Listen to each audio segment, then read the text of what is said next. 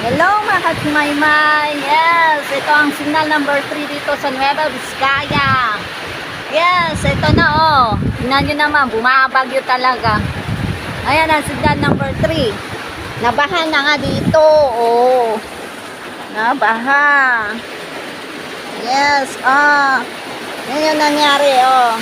Linagyan ko talaga ng ganito damit para hindi papasok yung tubig doon sa loob. Pero pumasok pa rin. Yan. Grabe. Tinanggal ko pati yung table nakalagay doon. Kasi wala na. Oh, tingnan nyo naman. Nagaano yung tubig doon. Tumutulo. Oh, yan. Ayan. Tulong. Ayan, nababaha dito. Oh. Doon sa loob na. Hirap naman magkaroon ng ganito na napa-flood doon sa loob. Sabi, ito na ang signal number 3. Lamig. Yan. Mabuti na lang, ganito lang ang bagyo niya. Hindi katulad sa iba, ang lakas-lakas ng bagyo niya. O, tingnan nyo. Pumupunta yung tubig dito, napa-flash kasi dito. Punta tayo doon sa loob. Ayan. Tumulo na yung tubig. O, napa-flood. Dito yung kwarto namin. O, baka papasok yung tubig. Kaya ang ginagawa ko, winawalisan ko, linalagyan ko ng mga damit dito sa loob.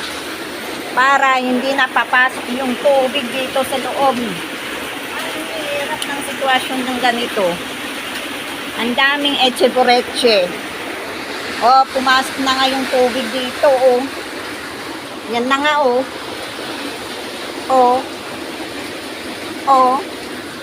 O, linagyan ko pa ng ganyan kasi nagpa-flash dito yung mga tubig niya.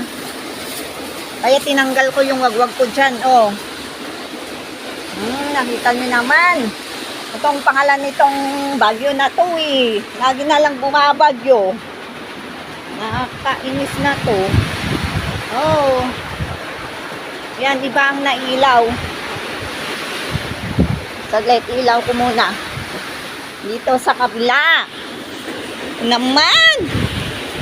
Talagang bagyo ka, nakakaloka ka. Hindi ka na nakakatuwa. Nakakainis ka na.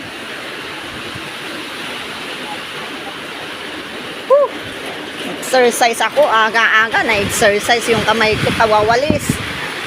O, yan. Ba yan?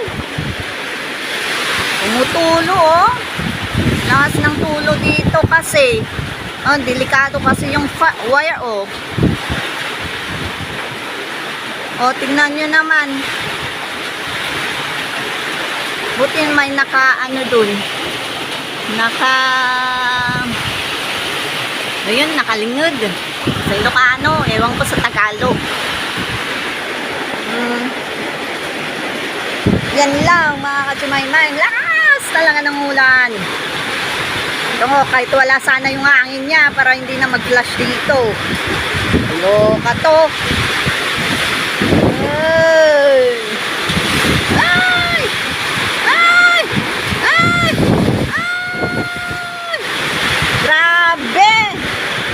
Napa-flash kasi dito. Kasi gumawa dito. Ewan ko. Mapasok ang baha. Mas nang baha niya, oh. Mawalis na naman ako.